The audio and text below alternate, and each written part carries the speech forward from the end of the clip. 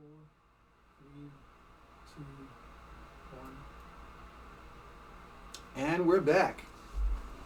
All right, second part of this series tonight is I want to talk about changes after the hormone shot. And some of them are physical, some of them are mental, but they are real. And I found out within the first 8 days of having the shot. The first thing is that I had to talk myself into the fight. I had to talk myself into getting up and going after everything that I wanted, because it is a real thing for you. You have to decide that you are going to fight. Gentlemen, you have to do this. It's not. It's it used to be for me, working out was a want.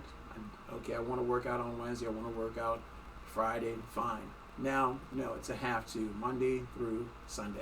Sunday through Monday. It's a have to. Why? Because the battle is on me. And this is one of the ways I know that I have to fight. Am I going to give up some time? Yes, I am. Am I going to make some things happen in my life? Yes, I am. Because I know that if I don't do this, the quality of my life will be different. I know that things will not be the way that I want it. And from everything I've learned, everything I've read, everything I've looked at, every post that's on Prostate Support Group, they're talking about going after it, making the changes so that you can have a better quality of life. And that's what it's all about. So when I talk about exercising, I talk about it from a sense of this is how I am getting through the stress moments. This is how I take a moment out of the day and I go and I can listen to something positive. I can exercise and think about what I'm going to do, how I'm going to do it, and where the end game is going to be. So for me, it's a fight. And as they say in the world, it's a dog fight. One, because you can't control it. You don't know what's going to happen. You don't know if how many reps do you have to do, how much exercising do you have to do, but you have to do it. It's going to be a part of your process. If you want to stop the hot flashes, if you want to reduce the hot flashes, if you want to change what's going on with you mentally, because there are going to be mood changes. And I found out in the first week, there are a lot of mood changes. I may be considered as a moody person, but this just enhances that whole thing. So understanding that putting you first now and taking the time to take care of you, and I don't mean in a selfish way, I mean it in a way that you are in the dogfight and that only you can get up and go do it, even if you don't feel like it. Trust me, there's times where no, I don't feel like it. I'm saying, oh my God, it's 7 o'clock in the evening. I haven't worked out today, so I have to go and do it. It's gotten to the point for the last 8 days, if I don't work out, I don't want to go to sleep. So I know even last night at 8 o'clock on a Saturday night, I was still up at the gym working out. So these are the things that you're going to have to do. The mood changes,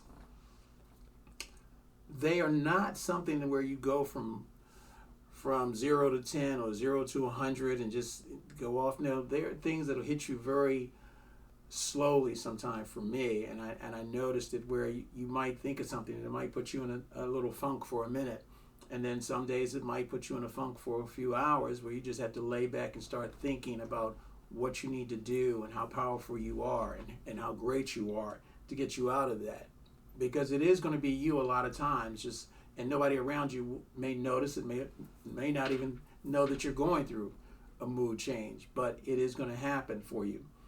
So that's one of the things that you have to be careful with going through this, because the hormone treatments, for me, can take you in a different place. And that's why I'm sharing with most folks, because most folks don't talk about it. Most men don't want to talk about it. Oh, he's just being irritable.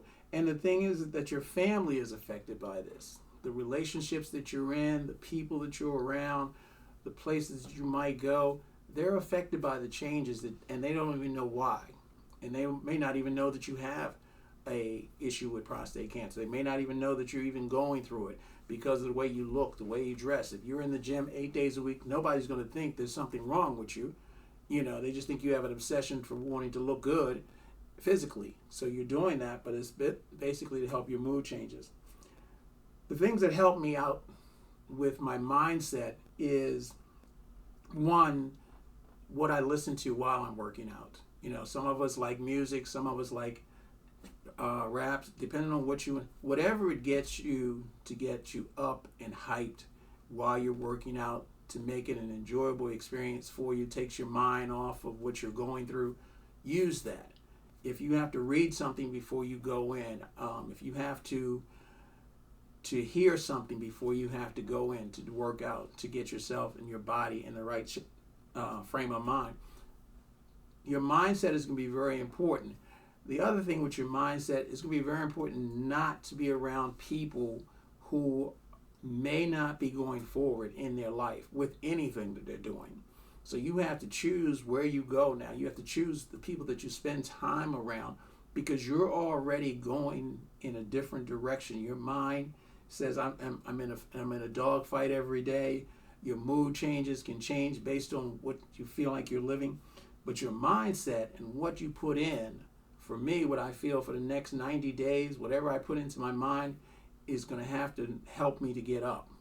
Anything or anyone that's around me that's I feel like is bringing me down, I'm going to step away. I'm not going to be rude about it, but I'm going to step away, avoid that action, avoid those things. I'll say this, if you think that sitting somewhere and just having too many drinks is going to help it, it's not. It's going to hurt the process with the cancer. Alcohol does not help cancer at all, not if you're trying to go through this. So you really have to change your mindset about where you go, what you do, and even if you try to go to the same places, your actions cannot be the same. And I found that out for me. I can't go in and do what someone else is doing. I can't go in and eat the same foods. I can't go in and drink what someone else is drinking. I can't even sit down. For me, I don't even want to go in and sit down and drink, because I know that I've got to get up and do that workout the next day.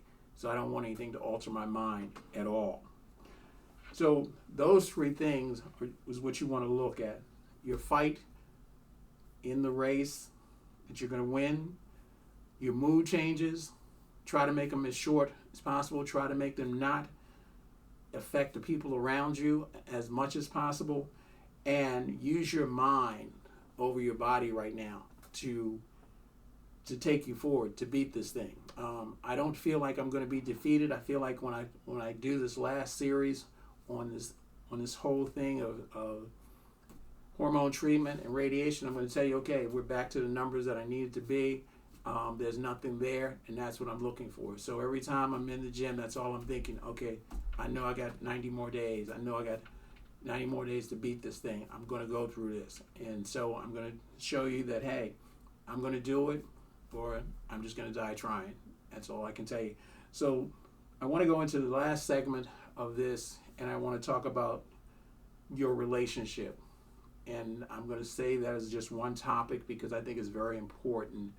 And when I say relationship, it just doesn't just mean your spouse or that, something like that. It just means your relationship with the world right now. So take a moment. We'll be back in a few minutes to talk about the relationship and the final thoughts.